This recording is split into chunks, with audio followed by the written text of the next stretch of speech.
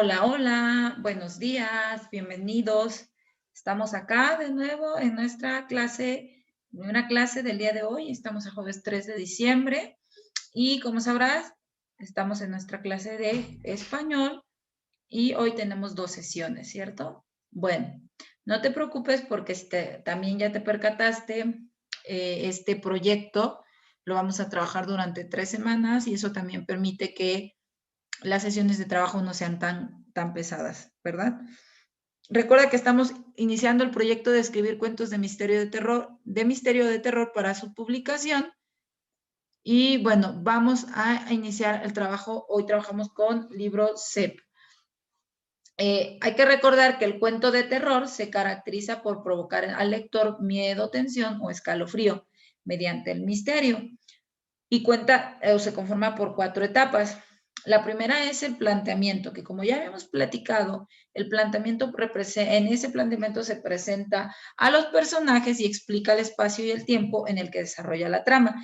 Generalmente, no siempre, generalmente el planteamiento puede ser de un párrafo o dos, ¿sí?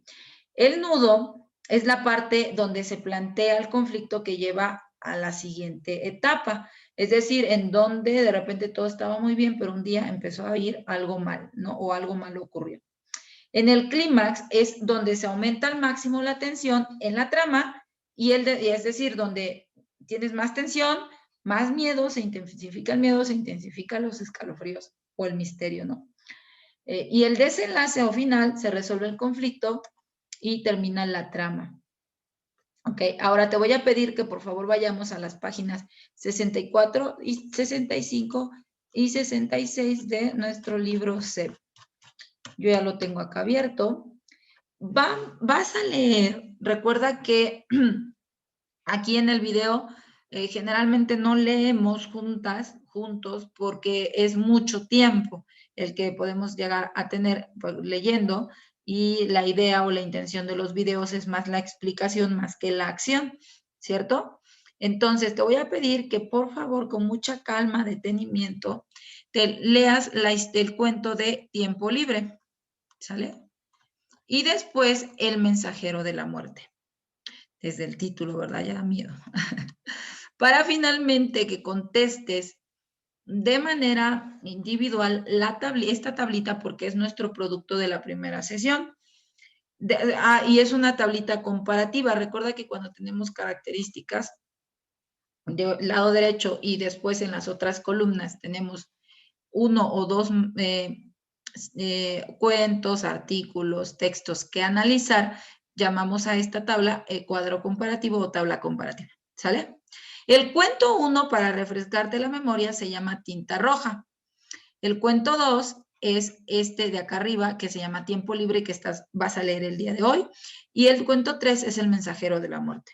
Vas a analizar las características, descripción de los personajes, es decir, cómo son, palabras que describen en el ambiente y situaciones de conflicto que generan tensión, así como las palabras que producen suspenso. ¿Sale?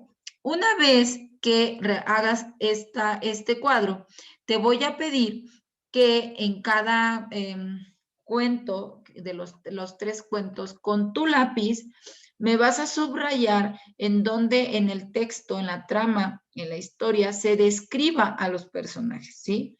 No porque quiero que lo copies textualmente a esta tabla, es muy chiquita, sino porque yo quiero que empieces a analizar cuál es el tipo de palabras o adjetivos que utilizan en un cuento de terror, ¿sale?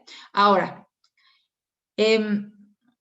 también importante que recalcar que cuando tenemos el nudo o el conflicto del problema, generalmente ahí es donde se enfrentan los personajes. ¿Qué tipo de personajes? Bueno, los protagonistas o los buenos y los antagonistas o los personajes que nada más están dando lata a los buenos del cuento, ¿sale?